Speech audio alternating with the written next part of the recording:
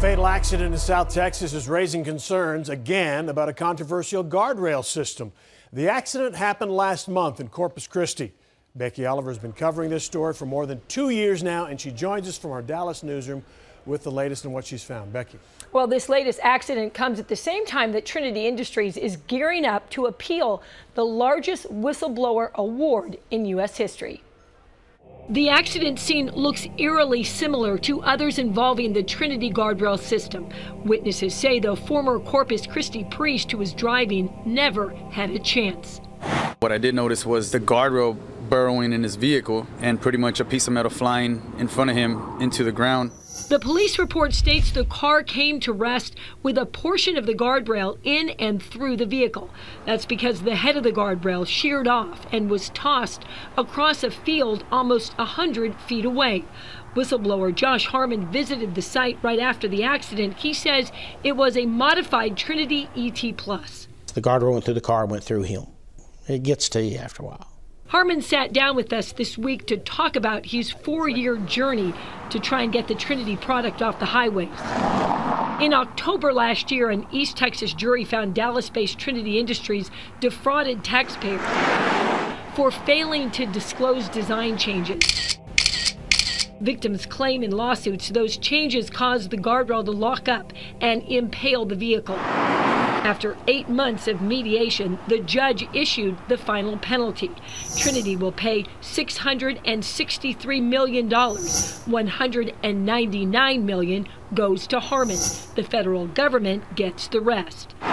Trinity is appealing. A spokesman for the guardrail maker says the company believes the evidence clearly shows no fraud was committed and that the trial court made significant errors in applying the federal law to Mr. Harmon's allegations, and therefore the judgment is erroneous and should be reversed in its entirety.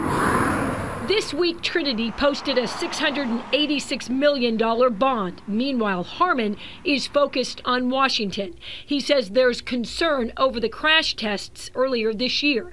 The Federal Highway Administration says the Trinity system passed, but Harmon disagrees, claiming that 8th test was a failure.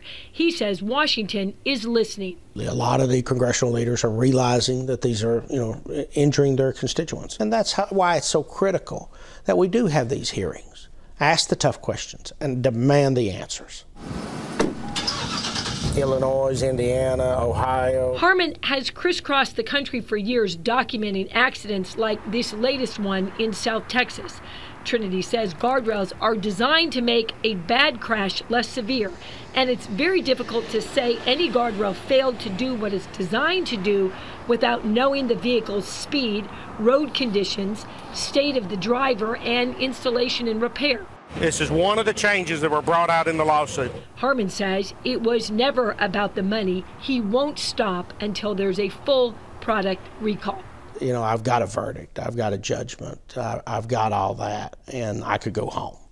But the fact is until that product recall, people are dying, and that's been my goal since day one. And I've not lost sight of that goal. That goal has to be achieved through any means necessary. Now, the Texas Department of Transportation told Fox 4 it is not using the Trinity system on new installations, but still has no plans to remove any of the existing guardrail systems on the highway. It will follow the lead of the Federal Highway Administration. Okay, Becky, so Trinity's appealing. What do we know about that entire appeals process?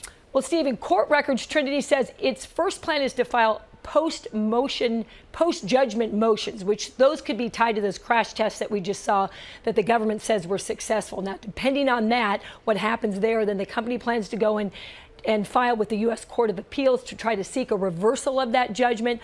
All of that could go on for at least another 12 months. Okay. Becky Oliver in the Dallas newsroom. Thanks.